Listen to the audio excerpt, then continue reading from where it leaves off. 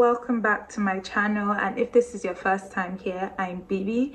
I'm a fashion entrepreneur, and this channel is my outlet for sharing my journey as an entrepreneur and also lifestyle. So today I'm going to be sharing with you the things that I'm prioritizing in 2023. So it's a new year and everyone is like, new year, new me. You know, I've done my goals, I've done my vision board, but I didn't stop there. So I've taken stock of everything that has worked for me in the past and things that haven't worked for me in the past. And I've sort of done this list of the things that I'm going to be focusing on. So these things have either helped me to get to my goals faster, or the things that have derailed me and stopped me from hitting my goals. So I hope you listen and I hope you take one or two tips from this video. So let's get into it. The very first thing that I'm going to be prioritizing is working with a budget. So I've always had budgets, and I usually would plan my budget quarterly.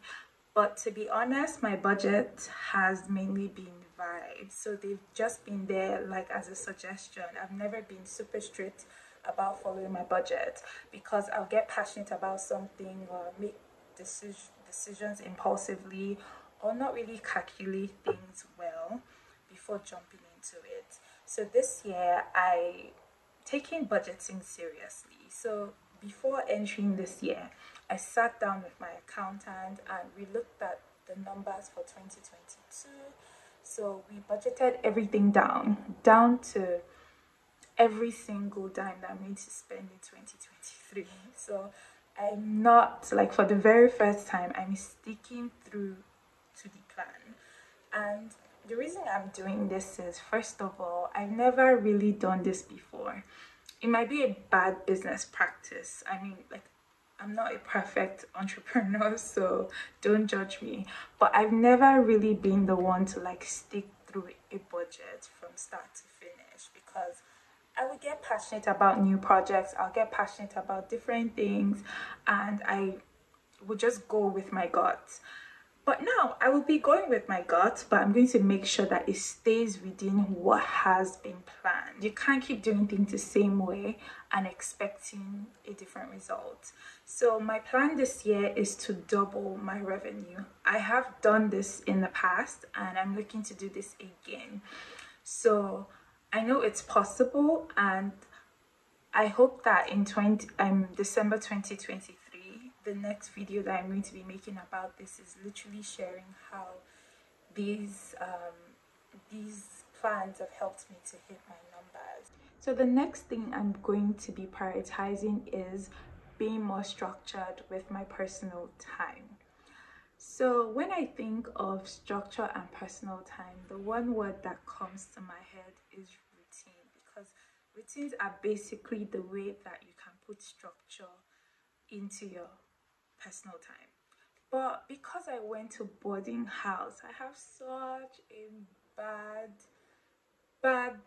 vibe from having routines. It just makes me feel suffocated and it feels like punishment to me, because growing up we didn't necessarily have routines. So I mean, some people grew up with routines and they're used to it, but I didn't grow up with routines. So I mean, we had bedtime, we had time to wake up, but we didn't have like a structured playtime or a structured reading time. We did not have that growing up. So it was really boarding house that gave me my very first experience of routines. And in boarding house, like, everything you do is scheduled. Like, you have your siesta, you have prep time, you have wake up time, and all these things. Like, when I think of that, it just makes me like, like, it takes me back. And in psychology, the term for it is negative association. To have such a negative association to routines, because the one time that I had routine in my life was in boarding house, and boarding house wasn't like the greatest experience for me. So now I'm sort of like unlearning and trying to sort of reorientate my mind. I'm trying to just open myself up to routines, and one way that I'm doing this is I'm reading the book Atomic Habits. I'm almost halfway done. My plan is to finish this before the end of the month. And basically, what this is just helping me with is forming habits. And if you know anything about habits, is that your habits usually come in form of a routine. You wake up, you lay your bed instead of just going on social media. So basically, like, good habits form good routines. So that's really what I'm trying to do, because I do believe that any form of success or progress that you're going to have is going to come from how well you structure your time. I found that last year I wasn't really in control of my time as I would have wanted to. And like, I'm just saying that I could have done more if I planned out my time, or I was very strategic with how I was spending my time. So this year that changed. So the next thing that I'm going to be doing this year, or prioritizing this year, is prioritizing my relaxation and enjoyment. Yes.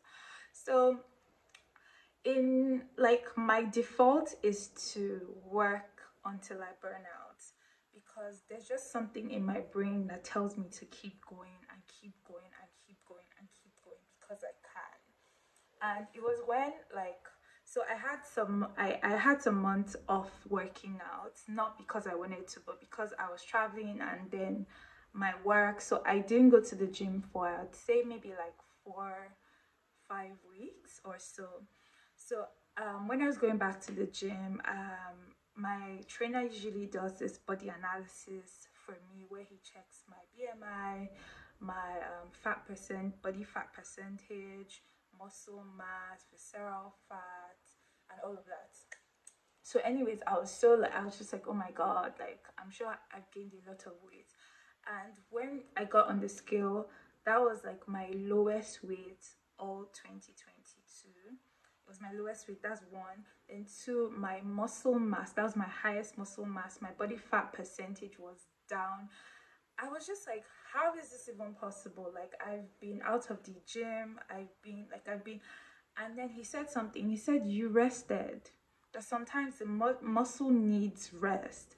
And it just goes to show, like, that my mindset on work is sort of faulty, because I just always feel like if I still have energy in me, then I should keep going. And I would notice that, like, even with my workouts, on days that I feel more energy, I would want to do more, and my trainer will be like, don't overexert yourself, because I sprained my ankle at, like, even up till now, my ankle is not what it used to be, and it was from working out. So he's like, you need to stop so that you don't overexert yourself. So, and I feel like that's something that I'm sort of carrying into my work life, because I always get burnt out. I always get burnt out. So now, before I even get burnt out, I'm going to start scheduling those holidays. I'm going to start planning my staycations and my vacations. I'm going to start planning my spa days. So basically, I'm not waiting to get tired. I'm not waiting to get burnt out before prioritizing my downtime. The next thing that I'm going to be prioritizing in 2023 is treating myself. So when people hear treat yourself, they always think that it has to be something expensive. It doesn't have to be. It's really, well, most times a treat is usually something that you wouldn't necessarily do for yourself. So it could also be like, you might see yourself as, you might not see yourself a certain way, and you might see someone you admire and you'd be like, oh, this person deserves this person deserves this, and you never really attribute things to yourself, like, oh, I like artwork, but you've never really seen yourself as the person to buy art, because you feel like, oh, there's a certain type of person that buys art, or someone that, travels. There are all these things that people do, and you've never really seen yourself doing it, mainly because of just how you see yourself, or just feeling like you're undeserving in some way. And I think this is just your sign. Whoever's watching this, this is your sign to actually treat yourself. There's that artwork that you really like, or there's that shoe, or there's that handbag. Treat yourself. Like, I know that sometimes you over worry, like, okay, can I can I really, like, sometimes you have to just give yourself permission to enjoy certain things. And I feel like when you start to do that, you're already building like a certain persona for yourself. You're seeing yourself as this person, and then you start to work towards that, as opposed to always putting yourself in this box and saying, oh, I can't afford that now, I can't do that now. Please, I don't want this message to be taken as like living above your means. When I say treat yourself, it's occasional. Like, buy that one thing that you've always wanted to buy for yourself. I don't know what it is for you. Like, just invest in something. I'm not a materialistic person in the sense that I don't really get joy from material things. I do have things that I really like, but like, I get my biggest joy from like experiences. But I still have some things that I like that I'd be like, oh, it'd be nice to have that. But I never just get it for myself because why? Like, I don't really need it. But sometimes do buy those things you don't really need. So far, it's not like a lifestyle and you're always indulging yourself. Treat yourself, because I feel like it just sends a message to yourself. When you treat yourself, you're telling yourself that I'm worth this, I'm worthy of these things that I've gotten myself. And I don't know, there's just something that it unlocks in you, and it just helps you sort of like, it motivates you to do more things for yourself, because it's like, oh, I've gotten this for myself, I want to be able to get more. And it could just be a random thing like flying business class. It's like, oh, I fly economy every time, I want to fly business class. Treat yourself. Business class, you know that this is not something you can do every time, but you do it that one time and you taste it and you're like, you know what, I deserve to fly business class. I'm going to work towards that, even though I can't afford to get it right now. Like, I can't afford to travel business class on a regular basis. I can work towards that. So I feel like it signals something in you, and it just helps you be motivated and driven towards even bettering yourself. So if you're still watching this, it means that you like the content that you're seeing so far. So please subscribe and give this video a thumbs up. The next thing that I'm going to be prioritizing this year is be more intentional about my personal social media page. So I've always had like a love-hate relationship with social media, and I don't know, like, I just have never, like, I've never been the person to sort of have like a personal brand, and which is quite ironic because we're running my brand Lady Beaver is running a promotion with Gazmado Studios, and literally everything about it is promoting personal brands. And I know for a fact that there are returns on having a personal brand or investing in like your persona in yourself. There are opportunities that can come off it. I'll give an example. Lala Akindoju, who was an actress, she decided that, you know what, I don't want to just be an actress. I want to be a filmmaker. I want to be an industry leader. You know, she did the portrait session, and she said that after that, like, I mean, it wasn't because of the portrait session. It was more of like a lot of things following that. Like, she made that decision for herself that, you know what, I want to be an industry leader. I just, like, I want more for myself. And she's seen so much. I mean, she's directed like one of the top shows, Nigerian shows on Netflix, The Smart Money Woman. She was a director as well as an actor on that. You know, she's done a lot, and I feel like it's a mindset thing.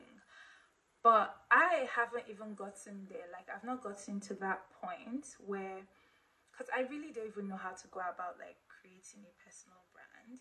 But I do know that it's essential, and it's something that I want to seriously consider. My theme for this year is shine. So I want to put myself out there. And the one thing, and it's even with this YouTube, like I started YouTube during the pandemic, and it was easier then because I had nothing else to do.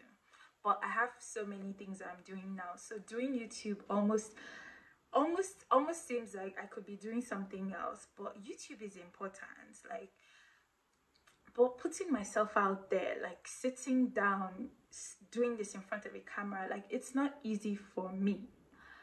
It's really not easy for me because I think about what I want to say. I think about like what I'm trying to put out there. As much as I'm trying to make an impact with this channel, it's still quite hard for me. Like it requires a lot of like self-motivation on my own part. And I'm just like, you know what, let's do this for 1 year. Let's see if I do this for 1 year, like if I build my social media page, I'm more intentional about what I'm posting, and it doesn't work, or I'm not like proud of what I've put out, then I'll just stop. Like sometimes we overthink things and we stop ourselves, we tell ourselves no even before like we try something. But one thing I never want to look back on and say, I never want to look back and be like, oh my god, I should have even tried it and see like what came off of it. So yeah, so this year I'm going to be prioritizing building my personal social media page. Next thing I'm going to be prioritizing this year is personal work projects outside of my brand, Lady Biba. So I have a couple projects that I've been sort of like stewing and sitting on. They've been on the back burner because I don't know, like sometimes I overthink things and sometimes I just get so busy with work. But obviously, like I said, I'm trying to structure my personal life now so that I can do more things with my time. And yeah, so this year I really want to do more projects, and this YouTube channel is actually one of the things I am trying to do and push this year. Yeah, so because this YouTube channel I haven't posted in like maybe 7 months or so, and it's grown a lot. Like I've been seeing the comments, I've been seeing like some videos are doing so well, so I want to try and like focus and like build what is already going on this channel this year, and also work on some things that I'll reveal to you obviously as I go because I don't like to talk about my plans before they come into fruition. So yeah, I hopefully will do more personal projects this year. So the final thing on my list I'm going to be prioritizing this year is academic development. So I've always wanted to pursue an MBA, but to be honest, I don't even know when I'm going to do that. But I've been doing courses here and there, but I really want to get something that's like professional, like something that has a certificate. So this year I'm going to be pursuing a certification in a field. So I've actually been on this for like maybe 3 years now. I'm actually very ashamed of myself because I start studying and then I stop. I start studying and then I stop. I'm hoping that 2023 is the year I finally get this certification. And I'm also going to obviously do courses. Like I've done courses on Coursera, Udemy, HubSpot.